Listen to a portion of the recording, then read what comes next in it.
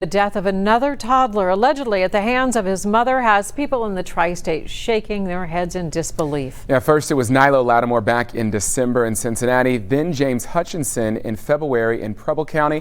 And now tragedy hits a quiet Ludlow neighborhood, which is where we find David Winter this evening. David.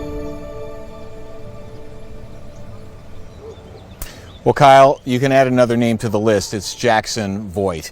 It physically hurts to continue to report on these cases of children who are dying allegedly at the hands of the people who they are supposed to trust most. And police say it happened again here at this home in this quiet neighborhood in Ludlow.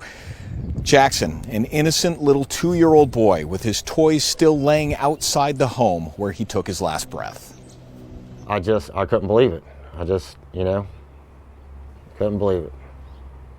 Very, very sad and heartbreaking. Conley Hammonds lives next door to where yesterday's horrific drama played out, in disbelief that earlier this week he was watching the little boy playing with his dad. Like one of those toys that you scoot with, and he was out there just, behind it, pushing it around, and they were having a blast. But it would be just days later that this woman, the boy's mother, 33-year-old Lauren Ashley Baker, and the boy's father would call 911. Ludlow fire chief scooped the child up and immediately ran to the ambulance, performing life-saving CPR and rescue breathing efforts. At a press conference today, the prosecutor explained that Baker told police she shot up fentanyl and took a nap with the boy Thursday at about 2 p.m. And when she woke up at 3:30, he was on her lap, not breathing. She told police he must have gotten into her stash of fentanyl. Just handling fentanyl is potent enough that it could kill an adult just handling fentanyl. So certainly a 2-year-old could be killed by handling fentanyl. Baker is charged with wanton murder and various felonies, and the prosecutor sees little difference between intentional murder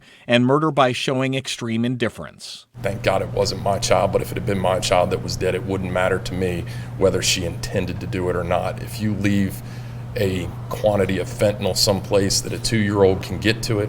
Come on, 2 years old, it's not that hard to keep it away from a 2-year-old. Put it up on top of your kitchen cabinets, put it in the ceiling, put it somewhere a 2-year-old can't get to it. Baker faces life in prison if convicted, and if her confession holds true in court, she faces a life knowing that her drug use caused the death of her little boy. Reporting live in Ludlow, David Winter, back to you. Another unfortunate tragedy. David, thank you so much. The prosecutor says at this point the boy's father is not charged, but the investigation is still ongoing.